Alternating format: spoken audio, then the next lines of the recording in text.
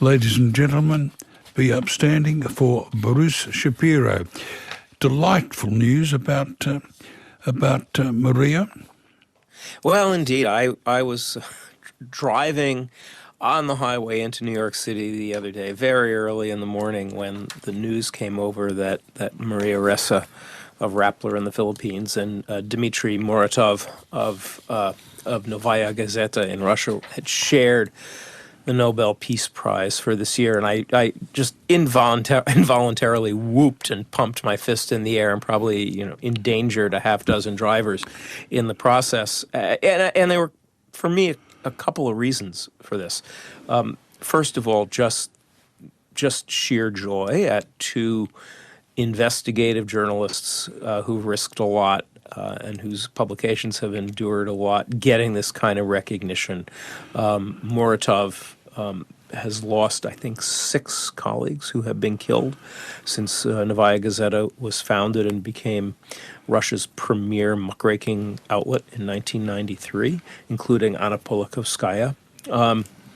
And Maria Ressa at Rappler, with the much younger publication, founded in 2012 as an internet news site, is of course just keeps getting charged and arrested and threatened and sued by the Duterte regime and keeps going. And her staff at Rappler keep chronicling the drug war, keep exposing corruption. It's just wonderful recognition. But I think more deeply, I was so pleased, and the more I think about it, the more moved I am at the recognition by the Nobel Committee that careful documentation, journalism that lays out lines of accountability for abuse and narrates the lives of the least powerful, the most discarded members of society, as Rappler does, as Novaya Gazeta does, that kind of journalism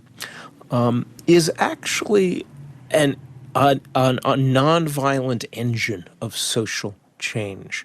That if you look to the purposes of the Nobel Peace Prize, there's been a lot of talk of abstract defense of freedom of expression, and that's true. But what investigative journalism, the kind of journalism that Rappler and Maria Ressa do, the kind of investigative journalism that Dmitry Muratov and Novaya Gazeta do, is really lay out the pathway for democratic change and lay out factuality against lies, lay out the democratization of knowledge against in the case of the Philippines, the sort of populist manipulation of fear and resentment. It's no different than what we see in the United States or in Australia or a lot of other parts of the world. And to see journalism recognized as the bulwark against authoritarian manipulation of information and against the violent impulses of authoritarian leaders is, I think, really notable. Now, they both put themselves in harm's way with what they do. They're so damn courageous. Is there a possibility that winning the Nobel Peace Prize may make their lives even more dangerous? Muratov and Maria Ressa both have such big targets on their backs. I don't see how this is going to make things worse. I mean, I'm sure it angered Putin, despite the Kremlin's kind of polite statement in praise of the recognition of the prize, and I'm sure it infuriates Duterte. But the big guns are already out for these folks, and I think actually the greater level of international recognition provides a degree of insulation, provides a platform. In the case of Maria Ressa, I think the next big fight will be, does she get to go to Oslo to collect her Nobel Prize? She is currently out on bail from a totally trumped-up bogus charge, is forbidden from traveling. There's going to be a lot of pressure around those kinds of things, but I think the degree of violence and the degree of suppression directed at these publications and at these brave publishers can't really get much worse than it has already. This week, Facebook has taken a hit from our beloved Deputy Prime Minister, who's grizzling about its lack of accountability over what it publishes. Oh, and another minister is suing an activist for something said on Twitter. But Facebook is getting a grilling in Washington thanks to a whistleblower. Well, indeed. And in a way, this ties into to the Nobel Peace Prize because, of course, Facebook has become such a massive engine for the spread of disinformation and lies and authoritarian manipulation. The kind of journalism that Rappler practices is sort of the opposite of what happens a lot on Facebook. And here we have a whistleblower come forward first to 60 Minutes, two journalists, and then to testify before the Senate. Frances Haugen, a researcher, former researcher at Facebook, who left her job with the goods, with the data, with the memos, with the surveys, with the research which Facebook has kept secret. And there were these very dramatic Senate hearings last week focusing on two aspects of Facebook, I think, that are interesting. One is whether Facebook and Instagram and the company's other products negatively, whether the way these social networks work and their algorithms work hurt kids, hurt children and teenagers by promoting bad self-image, by promoting suicide and putting kids in danger. And then there is the sort of big issue of the spread of polarizing false information. The hearing sort of circled around all of those issues. In U.S. terms, it will be very interesting to see where this leads. It's very difficult to regulate Facebook's content as a legal matter. I think there will be more pressure on the company to police its own content in response to its own inner research and in response to simple falsehood. The legislative question in the long run will be whether to break up Facebook, which of course also owns Instagram and WhatsApp. And interestingly, Frances Haugen in her testimony said that she doesn't think Facebook should be broken up, that she thinks it needs the ad revenue in order to become a better product. But it has sparked a big debate here. With some bipartisan support, Bruce. Well, yes, though, I think in two different directions. I think you've got Republican support for reforming Facebook partly because Donald Trump has been banned from it, and so Republicans Twitter. He was been banned by Twitter, yes, pardon me. But the social media platforms in general are not viewed terribly favorably by the Trump right, who want their own social media platforms. Yes, fact correction accepted, Philip. Thank you.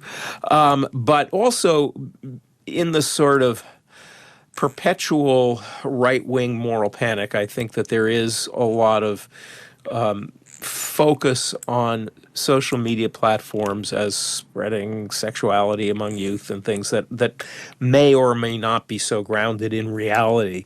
And then, of course, from the left, you have a tremendous degree of alarm about the manipulation of Facebook to spread false information about COVID-19, to spread Donald Trump's lies even after he was banned on Twitter, and ongoing difficulties in getting Facebook to police itself in that way, or to act with kind of corporate responsibility. So there's two different sets of interests at work here. In this country, Bruce, I have to say that being a whistleblower is not a good career move. I'm wondering about whistleblower Frances, as she put a huge target on her back. Well, she, may end up being sued by Facebook for theft of corporate property or something. But there is actually, there's a Federal Whistleblower Protection Act. She revealed herself certainly to be a very careful researcher and an even more careful strategist in how she laid out the issues and how she decided not just to leak documents, but to come forward and name herself. She didn't have to do that. I think it was a courageous move, but I think it also positions her, as perhaps a public intellectual who will have more to say on this in the future. I certainly think we haven't heard the last from her, and Facebook would be ill-advised, I think, to really try to go after someone who has so carefully assembled her data and so carefully plotted her path out from the shadows. And it should be said that there are an awful lot of folks who have gone to work for Facebook who have left similarly disillusioned with the company's internal regulatory process. And that's really what this is about. Over and over again, Facebook says, we got this, we got this, we got this. They hire smart people, they bring people in to do it. And over, you get people leaving feeling that the job can't happen, that the fish rots from the head down. We're off to Afghanistan in just a minute, so briefly, the Senate Judiciary Committee's interim report on Trump's behavior.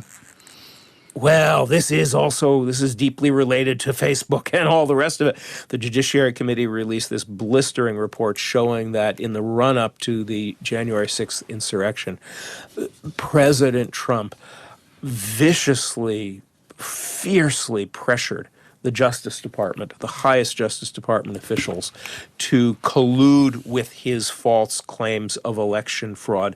And indeed, it took the threat of mass resignation by Deputy Acting Attorney General Rosen and all of the top leadership of the Justice Department. It took their threat of resignation to finally deter him after a massive come-to-Jesus sort of meeting that was described by one of the participants as a murder-suicide pact kind of meeting.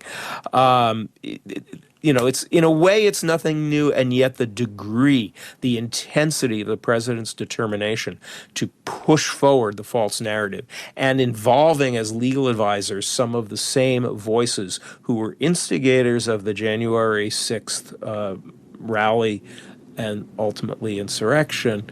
This is notable new information, which as the former president, emerges to begin campaigning again, and as Republicans seem to draw closer around him, is of real significance. And here's Trump. The caravan continues to roll towards 2024. Back to re-establishing the failed state in all its glory. Bruce Shapiro, thanks for that. Bruce, of course, is Executive Director of the Dart Centre for Journalism and Trauma at Columbia University.